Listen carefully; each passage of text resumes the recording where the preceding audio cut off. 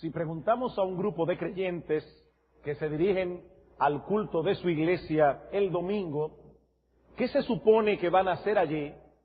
Es muy probable que la mayoría responda, voy a adorar a Dios. Pero si les pedimos luego que nos definan con precisión qué significa eso, es muy probable que recibamos respuestas muy diversas.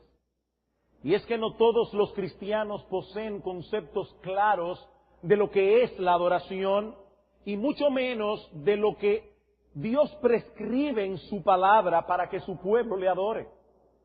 Ahora bien, tomando en cuenta que fuimos creados y redimidos para la gloria de Dios y que adorarle a Él es nuestra razón de ser como iglesia, hermanos amados, los creyentes no podemos darnos el lujo de ser ignorantes en lo tocante a este asunto.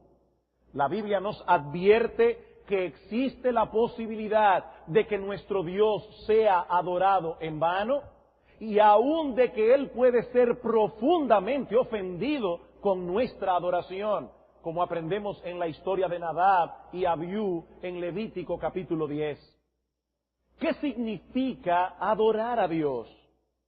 Debemos suponer que cada cristiano debe determinar el qué y el cómo de la adoración, confiando en alguna especie de intuición o gusto espiritual. ¿O ha dado Dios indicaciones claras en su palabra del tipo de adoración que es aceptable en su presencia? Ese es el tema que comenzaremos a exponer a partir de este domingo en una serie de sermones que hemos titulado La adoración y la alabanza a Dios en el culto público. La adoración y la alabanza a Dios en el culto público. Pero antes de pasar a considerar el tema de hoy, permítanme hacer algunas observaciones preliminares a modo de introducción.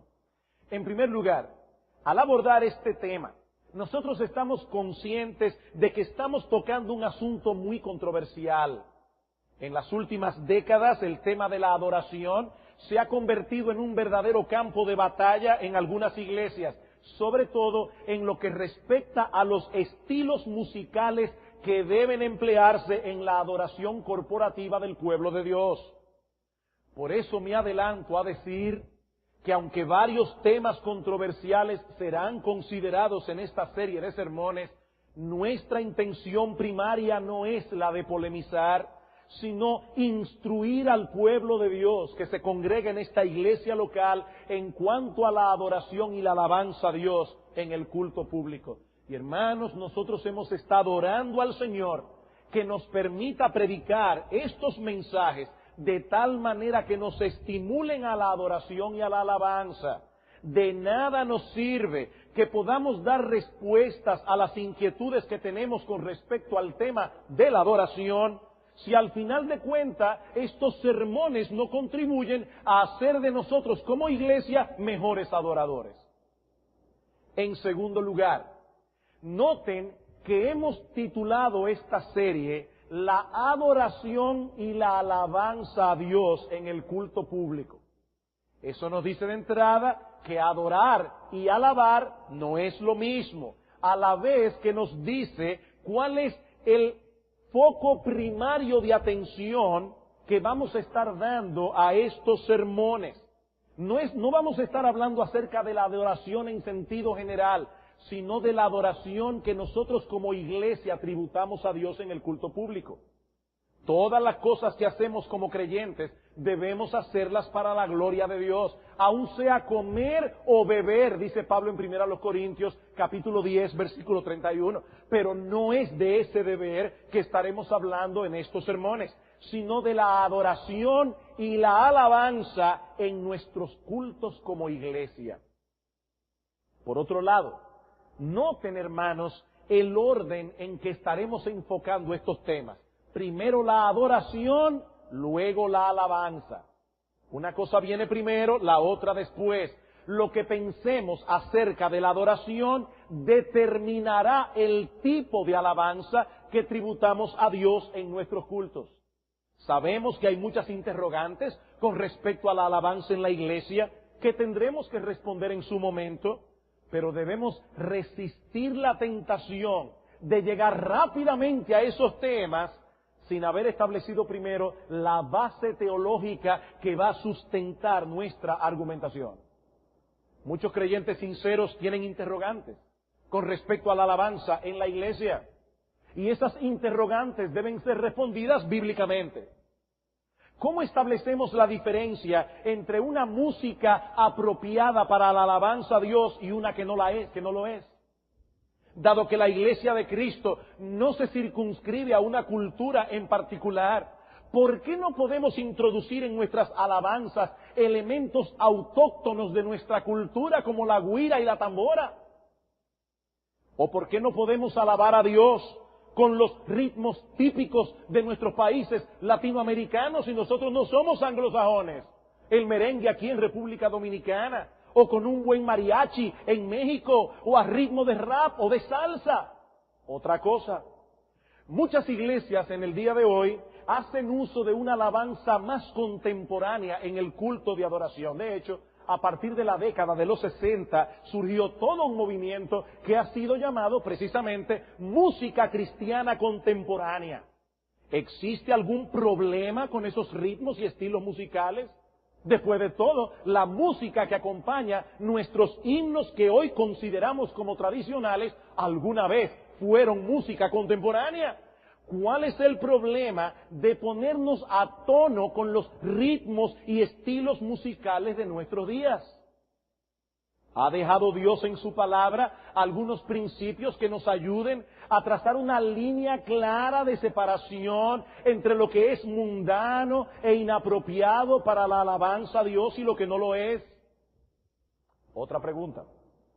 En los Salmos se nos exhorta a alabar a Dios con pandero y con danza y con otros elementos que esta iglesia no usa en sus cultos de adoración. ¿Hay alguna razón para esa omisión o se trata de algún tipo de tradición eclesiástica que nosotros como iglesia medalaganariamente hemos adoptado?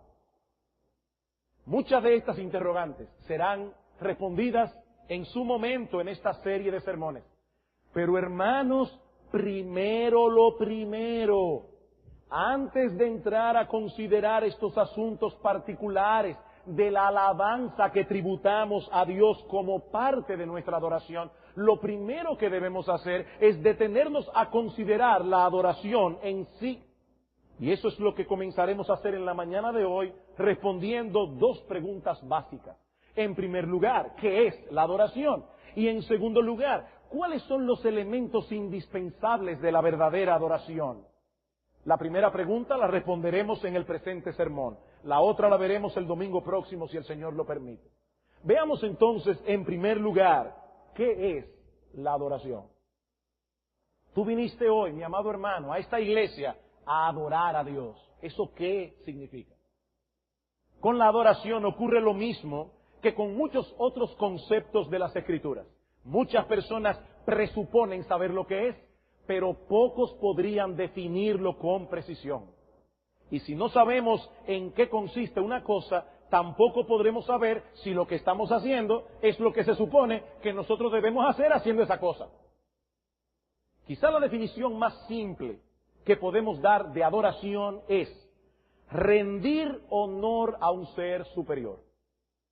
Y yo quiero en esta mañana que los niños que están en medio nuestro salgan de aquí conociendo esta definición. Así que niños, yo lo voy a repetir una vez más, por amor a ustedes y por amor a nosotros los adultos que ya tenemos cierta edad y también se nos olvidan las cosas. ¿Qué es la adoración? Es rendir honor a un ser superior, que nosotros consideramos como superior.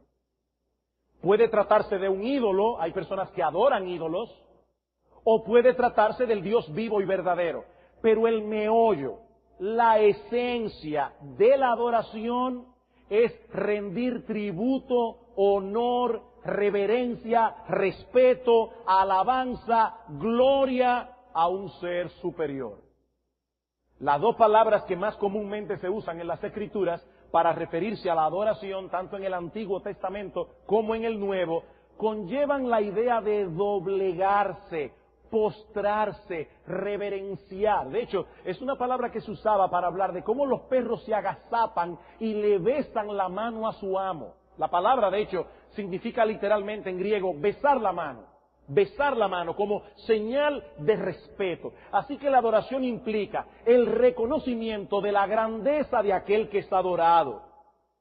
Por eso, hermanos, es que la única adoración digna de ese nombre es la que el creyente le tributa a Dios y a nadie más.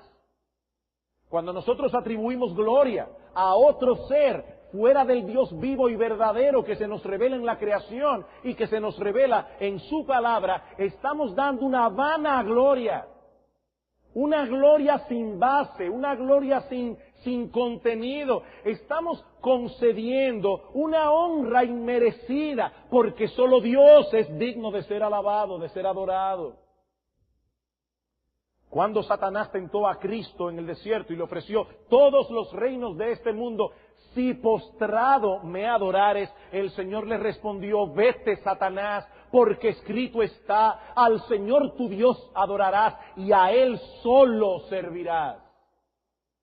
Y en Apocalipsis capítulo 4, al apóstol Juan le fue mostrada una visión, la adoración que se tributa a Dios en el cielo. Y dice que él vio seres celestiales postrados delante del Señor y diciendo, digno eres de recibir la gloria y la honra y el poder, porque tú creaste todas las cosas y por tu voluntad existen y fueron creadas. Hermanos, solo nuestro Dios posee las características que lo hacen digno de recibir este tipo de homenaje de parte de sus criaturas. De Él, por Él y para Él son todas las cosas. Por lo tanto, dice Pablo en Romanos 11:36, que a Él y solo a Él sea la gloria por los siglos de los siglos. ¿Qué es entonces la adoración? Es el reconocimiento de la grandeza de Dios y la reacción que eso debe provocar en nosotros. Por eso alguien definió la adoración como la ocupación del corazón, no con sus necesidades, ni siquiera con sus bendiciones, sino con Dios mismo. Es el corazón ocupado, no de sus necesidades, ni siquiera de sus bendiciones. Es el corazón ocupándose de Dios. La adoración se enfoca en el ser de Dios y no únicamente en lo que Dios hace. Nuestro Dios es intrínsecamente digno de toda gloria, toda honra, todo honor y toda obediencia. Y el hombre fue creado como un ser a imagen y semejanza de Dios, poseyendo un alma racional con el propósito de poder tributar a Dios esa adoración que es digna de Él. En un libro sobre la adoración, escrito por un autor llamado Alfredo Gibbs, él da la siguiente ilustración para que podamos diferenciar entre la oración, la alabanza y la adoración. Algunas personas no ven diferencia en estas cosas, pero no es lo mismo orar que alabar, que adorar. Y otra vez, niños, pónganme atención, porque ustedes van a entender perfectamente esta historia. Supongamos, dice Gibbs, que una persona no sabe nadar y cae en un río. Mientras lucha en vano por salvarse y dándose cuenta de cuán desesperado es su caso, clama de lo más profundo de su corazón, ¡auxilio, auxilio, sálvenme, sálvenme! Eso es oración. Eso es oración. El clamor de un alma consciente de su necesidad. Por eso decía un puritano que la miseria adoctrina a una persona maravillosamente en el arte de la oración. La miseria. Solo tenemos que apercibirnos de nuestra miseria y de nuestra necesidad para aprender a orar. Este individuo, a punto de ahogarse, en una forma natural, clama por ayuda, cuando repentinamente aparece un caballero bien vestido que sin dudarlo ni por un segundo se tira al agua para rescatar a este pobre hombre, poniendo en riesgo su propia vida. La respuesta de la persona salvada es inmediata, llena a su Salvador de alabanza y exclama, ¿cómo podré jamás expresar mi gratitud hacia usted por su acto de arrojo al salvar mi vida? Gracias, 10,000 veces gracias. Eso es alabanza. Eso es alabanza. Y eso es precisamente lo que hace el pecador cuando entiende lo que el Hijo de Dios estuvo dispuesto a hacer para salvarlos. Mis amados hermanos, Cristo no simplemente puso su vida en riesgo, Él puso su vida, punto. No fue que la puso en riesgo. es que Él puso su vida para salvarnos. El justo murió por los injustos para llevarnos a Dios. Primera de Pedro capítulo 3, versículo 18. Y eso, mis amados hermanos, debe llenar nuestras bocas de alabanza y de gratitud. Ahora bien, supongamos que el caballero que ha salvado a este hombre, no conforme con lo que ha hecho, ahora lo invita a su casa al día siguiente con el propósito de entablar una amistad con él. Al otro día, el hombre se dirige hacia la dirección indicada y para su asombro se da cuenta de que el caballero que le salvó vive en la parte más rica de la ciudad. Y su casa es la mansión más extraordinaria, más hermosa, más magnificente del sector. Pero su sorpresa es aún mayor cuando él comienza a conversar y a conocer a este hombre. Queda profundamente impresionado por su nobleza de carácter, su bondad, su inteligencia, su hospitalidad, su sabiduría, su afabilidad, su tacto, su humildad de espíritu. En otras palabras, sigue diciendo Gibbs, ahora aprecia la excelencia moral y el valor intrínseco del carácter de su anfitrión, independientemente de lo que hizo por él para salvarlo. Y aunque no olvida por un solo momento que su anfitrión es su salvador, no obstante, su gratitud por lo que hizo por él es ahora superada por la admiración y aprecio por lo que él es en sí mismo. Ya no es simplemente gratitud por lo que él hizo por mí, es admiración por lo que esa persona es. Y como siguen desarrollando esa amistad, mientras más le conoce, más le admira. Eso es adoración. Eso es adoración. No se trata de un programa religioso o de un conjunto de rituales. Uno de los problemas principales que los profetas del Antiguo Testamento tuvieron que corregir era la tendencia del pueblo al formalismo y a equiparar los actos externos de la adoración con la adoración misma. Por ejemplo, en Amós capítulo 5, versículo 21 al 23, dice Dios al pueblo de Israel. Oigan a Dios hablando aquí, hermanos. Imagínense que Dios envíe una carta a Iglesia Bíblica del Señor Jesucristo y le diga algo como esto. Abominé vuestras solemnidades. No me complaceré en vuestras asambleas. Si me ofreciereis vuestros holocaustos y vuestras ofrendas, no los recibiré, ni miraré a las ofrendas de paz de vuestros animales engordados. Quita de mí la multitud de tus cantares, pues no escucharé la salmodia de tus instrumentos. ¡Wow! ¡Qué duro! Y eso fue lo que Dios le mandó a decir al pueblo a través de Amós. Dile al pueblo que a mí me enferman sus cultos. Eso es lo que está diciendo. Me enferman sus cultos. Ellos estaban haciendo lo que estaban supuestos a hacer. Se reunían en el día establecido, presentaban sus sacrificios y sus cánticos de alabanza, pero Dios no estaba recibiendo ninguna de esas cosas con agrado. ¿Por qué? Porque era un ritual sin corazón, sin un verdadero deseo de agradar a Dios. Por el contexto de Amós capítulo 5, nosotros sabemos que esos judíos mostraban con sus vidas que Dios no era importante para ellos. Ellos no tenían la disposición de obedecer a Dios, simplemente querían calmar sus conciencias practicando un ritual. Ya fui al templo, Señor, el sábado, ya llevé mi becerro, ahora déjame tranquilo, ya yo cumplí. Cumplimiento. ¿De dónde procede esa palabra? De cumplo y miento. Ya cumplí, pero fui sencillamente sin interés. Ese fue el mismo problema que el Señor Jesucristo enfrentó durante su ministerio terrenal. En Mateo capítulo 15, versículos 7 al 9, Jesús acusó a los fariseos de hipocresía y de honrar a Dios en vano, porque lo hacían de labios, pero no de corazón. Amados hermanos, la verdadera adoración es algo que ocurre esencialmente en el corazón.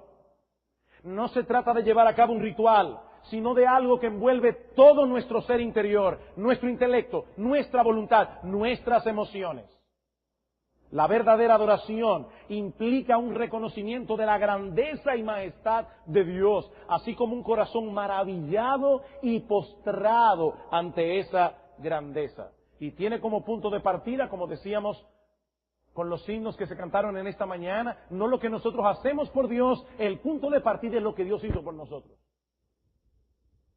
Él se reveló en su creación y en su palabra. Él tomó la iniciativa, se reveló y diseñó un plan de salvación para que nosotros pudiésemos reconciliarnos con Él y acercarnos a Él a través de la vida, muerte y resurrección de su Hijo, nuestro Señor Jesucristo. Él es un Dios santo y nosotros somos pecadores. De ahí el énfasis de las Escrituras en la necesidad que nosotros tenemos de que nuestros pecados sean expiados, sean perdonados, antes de que nosotros podamos acercarnos a Dios en adoración. El pecador necesita reconciliarse con aquel que ha sido ofendido por nuestros pecados. De lo contrario, no tenemos acceso a su presencia. Pero una vez ese pecador conoce a Dios, se reconcilia con Dios, su corazón se llena de adoración y su boca de alabanza. Al venir a la presencia de un ser tan hermoso, tan majestuoso, tan glorioso y al mismo tiempo tan compasivo y lleno de gracia. Es por eso que la adoración del pueblo de Dios es descrita en la Escritura, sobre todo en el Antiguo Testamento, como una fiesta solemne. Una fiesta solemne. Yo sé que yo he dicho esto en muchas otras ocasiones, pero para algunas personas estos términos son incompatibles. Si la adoración es una fiesta, entonces no puede ser solemne, tiene que ser un desorden. Y si la adoración es solemne, entonces no puede ser una fiesta. Pero la Biblia la describe como una fiesta solemne. La adoración que la Biblia describe conjuga estos dos elementos perfectamente entrelazados entre sí, dependiendo uno del otro. Adoramos a un gran Dios, digno de reverencia y temor. Pero al mismo tiempo adoramos a un Padre que se ha compadecido de nosotros y ha diseñado un plan de redención para que podamos acercarnos a Él con confianza. Ambas realidades deben estar en nuestras mentes cuando nosotros venimos a adorar a Dios. Vayamos por un momento a Isaías capítulo 6. Isaías capítulo 6.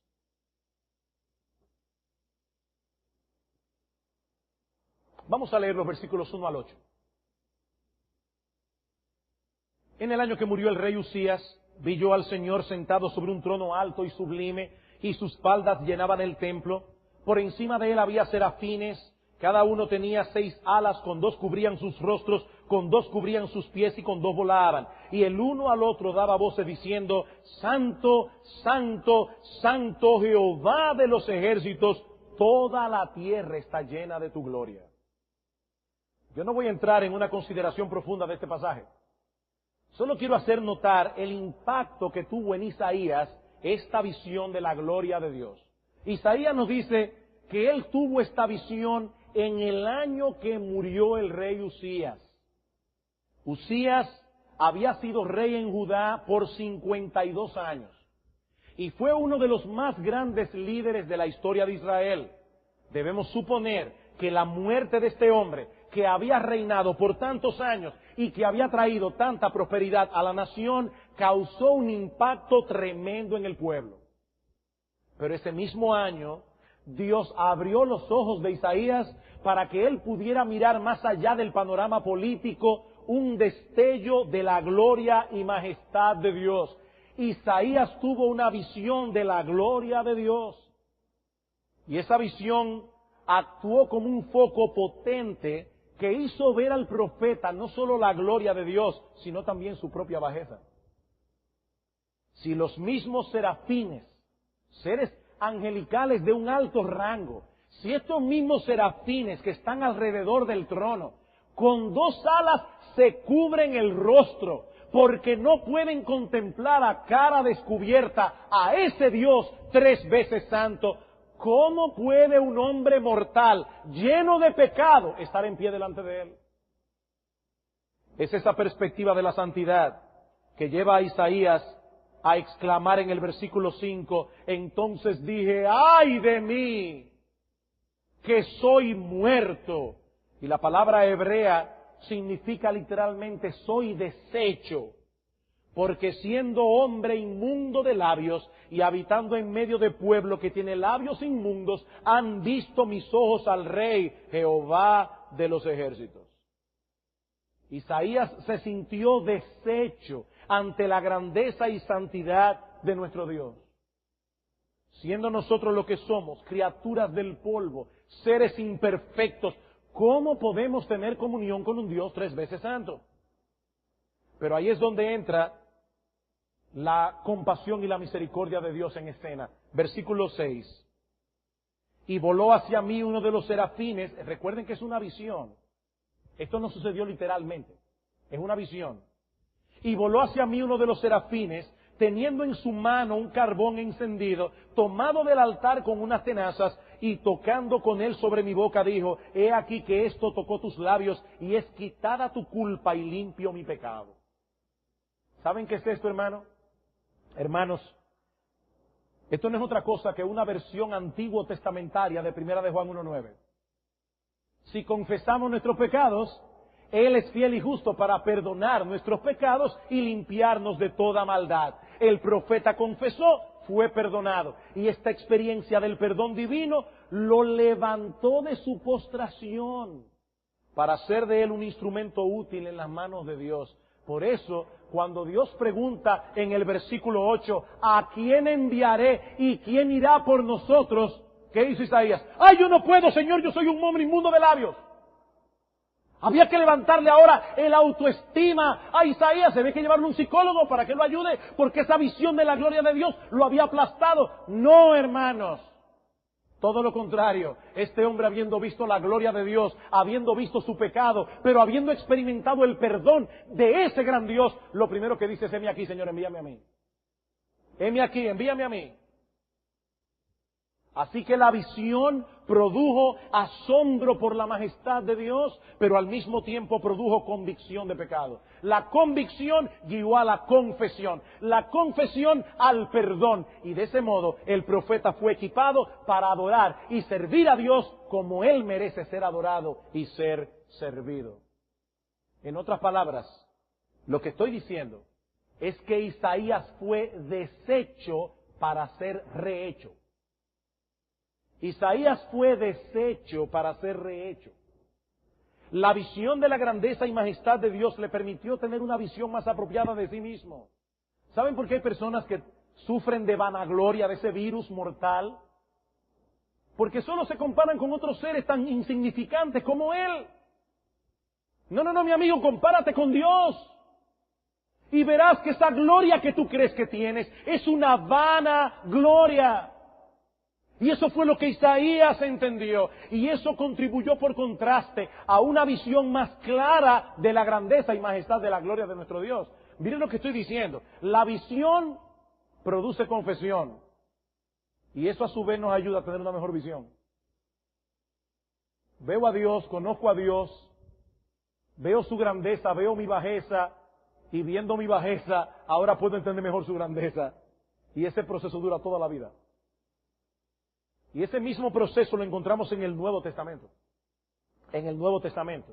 Aunque los creyentes del Nuevo Pacto tenemos más libertad que los creyentes del Antiguo para acceder a la presencia de Dios, porque Cristo es mediador de un mejor pacto, fundamentado en mejores promesas, dice la epístola a los Hebreos. Hermanos, eso no quiere decir que nuestra adoración pueda ser menos solemne y menos reverente. No, todo lo contrario. Todo lo contrario. Con la luz que nos brinda el Nuevo Testamento, nosotros podemos ver más claramente la santidad de Dios y lo horrendo de nuestro pecado, y eso a su vez nos prepara para dar a Dios una adoración más gozosa, pero también más reverente. Pocos pasajes del Nuevo Testamento presentan esto en una forma más impresionante que Hebreos capítulo 12. Hebreos capítulo 12. De hecho, en el Nuevo Testamento, nosotros tenemos una versión de Isaías 6. No sé si ya vino a la mente de algunos a qué yo me estoy refiriendo. Pero en una ocasión el Señor Jesucristo estaba en la playa y le dice a los discípulos, boga mar adentro, vamos a pescar. Y el apóstol Pedro dice, Señor, nosotros hemos estado la noche entera pescando y no sacamos ni un guppy, no pescamos nada. Cristo dice, boga mar adentro y tiren su red. Pedro dice, bueno Señor, en tu palabra echaré la red. Y dice que ellos echan la red y cuando la sacan del agua había tantos peces que las redes se rompían. Y en el ajetreo ellos llaman a otros pescadores para que vengan y ayuden. Pero repentinamente Pedro se da cuenta de lo que acaba de ocurrir. ¿Y qué hace? Cae postrado delante de Cristo. Y dice, apártate de mí, yo soy un hombre pecador. ¿Qué sucedió allí? Lo mismo que Isaías 6. Pedro dice, si este hombre es capaz de mirar debajo del agua y ver dónde están los peces y aún guiar esos peces a la red, ese hombre está viendo mi corazón. Apártate de mí, Señor, yo soy un hombre pecador. Eso es lo que ocurre cuando un hombre tiene contacto con la gloria de Dios. Yo oigo a esta gente que hablan, dan un testimonio de que Cristo entró por la ventana y se sentó en su cama y comenzaron a hablar como si fueran panas. Yo no sé qué fue lo que ellos vieron, pero no fue Jesucristo. Porque cuando Juan el apóstol, el discípulo amado, lo vio, cayó como muerto a sus pies. Y Cristo tuvo que decirle, no temas, no temas, yo soy el primero y el último, el que morí, pero vivo. En Hebreos 12, nosotros vemos esto. El autor de la epístola está haciendo un contraste entre la experiencia de Israel al pie del monte Sinaí, cuando el Señor descendió para darles la ley, y lo que experimenta la iglesia hoy cuando se reúne como cuerpo en el día del Señor para rendirle adoración. Y dice el autor de Hebreos que el pueblo de Israel se había acercado, versículo 18, a un monte que se podía palpar y que ardía en fuego, a la oscuridad y a la tempestad, al sonido de la trompeta y a la voz que hablaba, la cual los que la oyeron rogaron que no se les hablase más. Y era tan terrible lo que se veía que aún Moisés, oigan bien hermanos, Moisés, el amigo de Dios, exclamó, estoy espantado y temblando. Dice el autor de Hebreos, no fue a ese monte que ustedes se acercaron, sino que como iglesia nos hemos acercado al monte de Sión, versículo 22, a la ciudad del Dios vivo, Jerusalén la celestial, a la compañía de muchos millares de ángeles, a la congregación de los primogénitos que están inscritos en los cielos, a Dios, el juez de todos, a los espíritus de los justos hechos perfectos, a Jesús, el mediador de un nuevo pacto, y a la sangre rociada que habla mejor que la de Abel. A todo eso que nos acercamos cada domingo. En otras palabras, lo que los judíos experimentaron en el Sinaí no era más que una sombra de una realidad más sorprendente. Y es a esa realidad que nosotros nos acercamos cada domingo en nuestros cultos de adoración. Comentando acerca de este pasaje, un autor llamado Dan McCartney dice, a menudo pensamos, cuando leemos Hebreos 12, que esto significa que mientras Dios era temible en el Antiguo Testamento, es un Dios bueno y amigable en el Nuevo, así que ya no necesitamos sentir temor.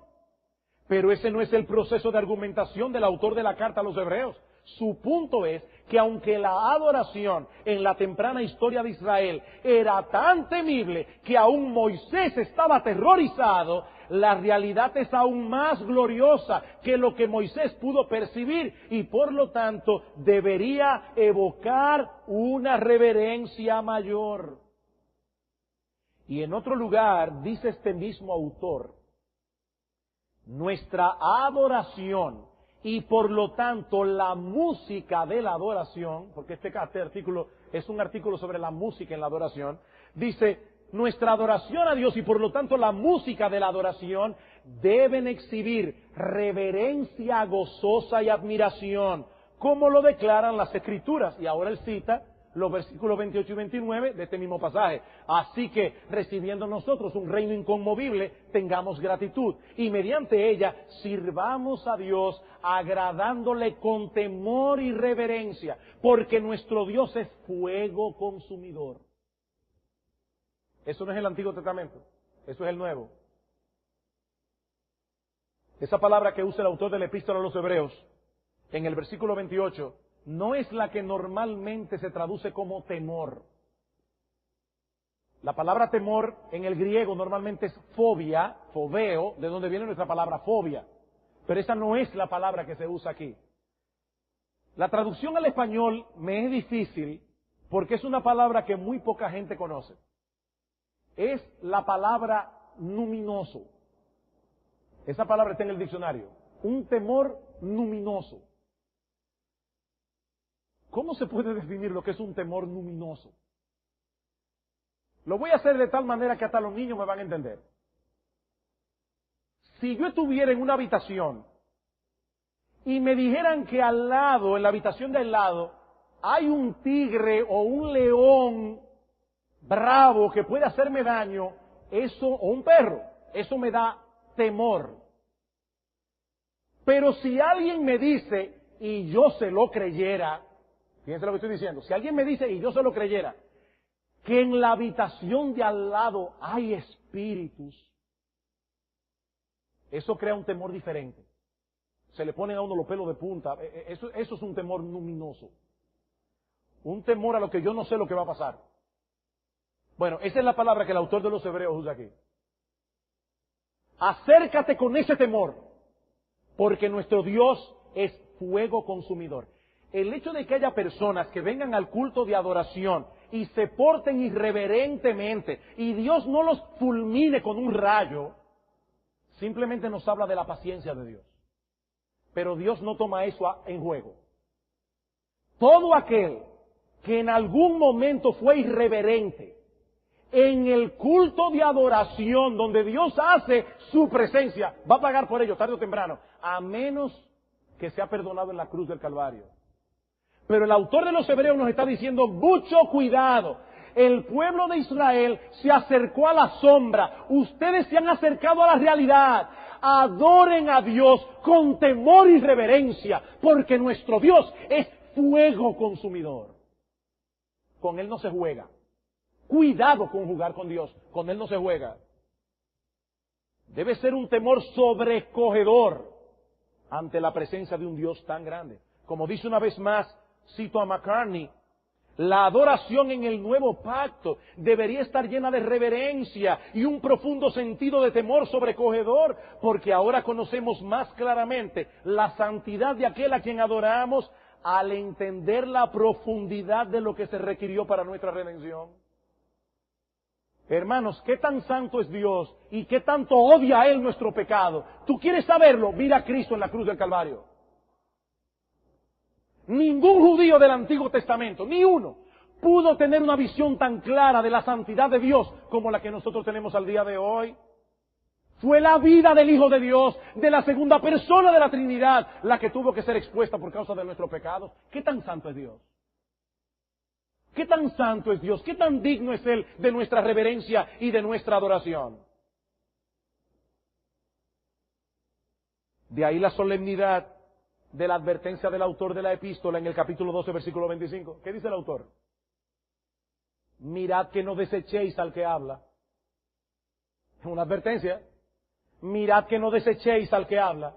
Porque si no escaparon aquellos que desecharon al que los amonestaba en la tierra, mucho menos nosotros si desechamos al que nos amonesta desde los cielos. Y es a la luz de esa realidad que ahora el autor de la epístola a los Hebreos dice, así que, recibiendo nosotros un reino inconmovible, tengamos gratitud y mediante ella sirvamos a Dios, agradándole con temor y reverencia, porque nuestro Dios es fuego consumidor. Los creyentes del nuevo pacto poseen una percepción más clara de la santidad de Dios que la que poseían los santos del Antiguo Testamento. Ellos saben ahora, nosotros, que por causa de nuestros pecados, Dios envió a su Hijo a derramar su sangre en la cruz, pues de otro modo nadie hubiese podido ser salvo. Consecuentemente, los creyentes del nuevo pacto deberían experimentar una reverencia más profunda cuando se acercan a ese Dios en adoración. Ahora, hermanos, esta es solo una cara de la moneda. Una cara de la moneda. La adoración del cristiano también está llena de gran gozo. ¿Por qué? Porque tenemos un perfecto mediador entre nosotros y ese temible Dios.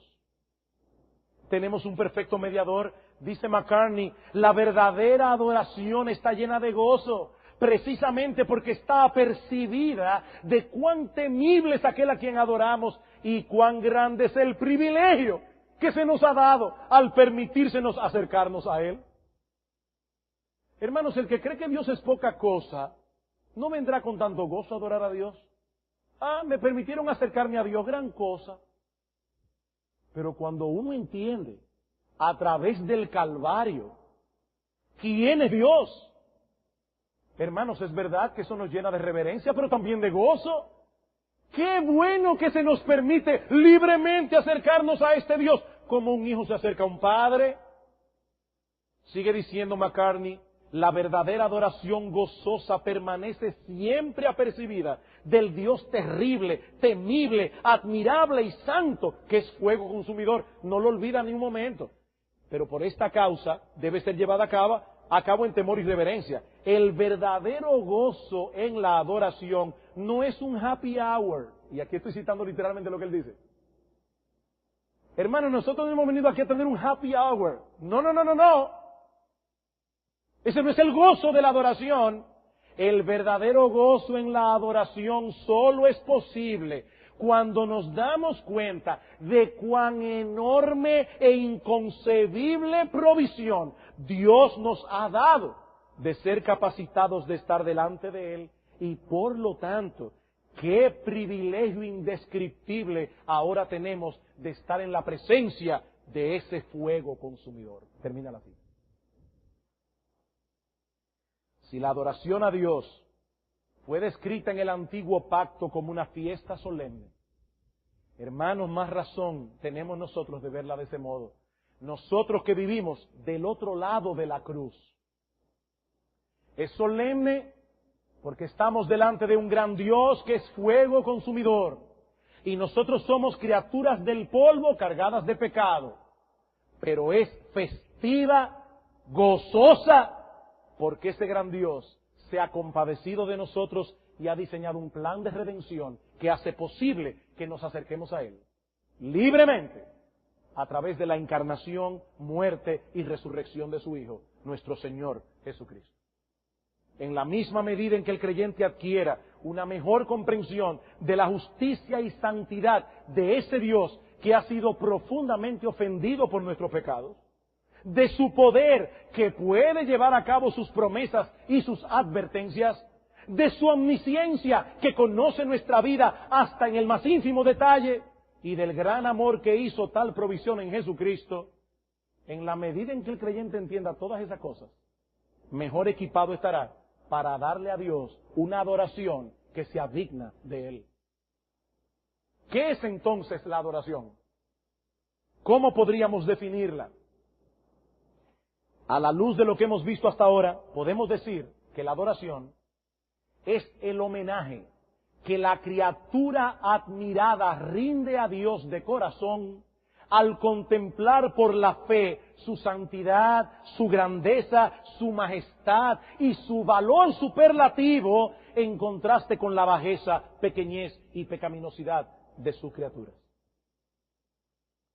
Y es de ese sagrado y deleitoso deber que estaremos hablando en esta serie de sermones, enfocando primariamente el culto de adoración que como iglesia rendimos al Señor en el día del Señor. Yo les pido, hermanos, que oremos juntos al Señor, para que a través de estos mensajes nosotros como iglesia aprendamos a ser mejores adoradores y para que el Espíritu Santo obre en el corazón de muchos que hoy están perdidos, de modo que ellos también sean salvados, depositando su fe en Cristo. Sus ojos sean abiertos para ver a través de la faz de Cristo la gloria de Dios, y vengan a adorar juntamente con nosotros a aquel que vive por los siglos de los siglos. Vamos a orar.